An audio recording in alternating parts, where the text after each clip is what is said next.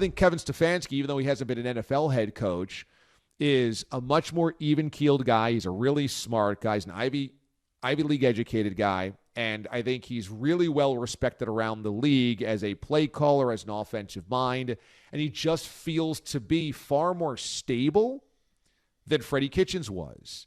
And I think the organization will feel and look more accountable than it was under Kitchens, and I think that ends up landing in Baker Mayfield's lap. Look, here's the thing. Mayfield has talent. There's no doubt about that. Mayfield also has a charisma that I like in terms of trying to change a culture. If it's been losers for a long time, hey, you know what? We're no longer losers. I won't stand for that. I think you do need guys like that, and Mayfield has that type of swagger. What Mayfield doesn't have is the even-keel nature that if things go badly or somebody says something ridiculous or expectations are overblown, he does not have the ability to fly under the radar. He hasn't had the ability to say, you know what, I'm just going to be a leader here. And even subconsciously, I'm not going to take the bait there. That's not who I am. That's not what I want to do. I look at a guy like Matt Ryan. Matt Ryan in some big spots has been terrible, absolutely terrible. But I know Matt Ryan on last year's Cleveland Browns doesn't make things worse. He doesn't.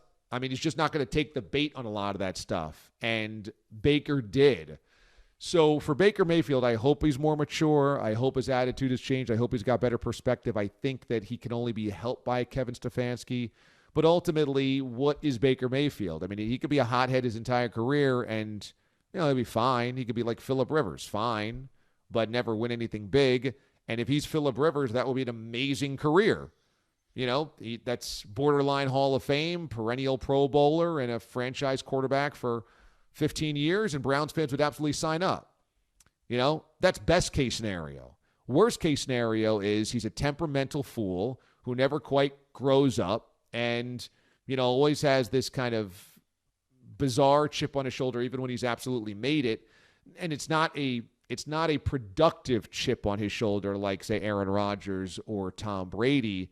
Instead, it is a distraction, and he can't get out of his own way.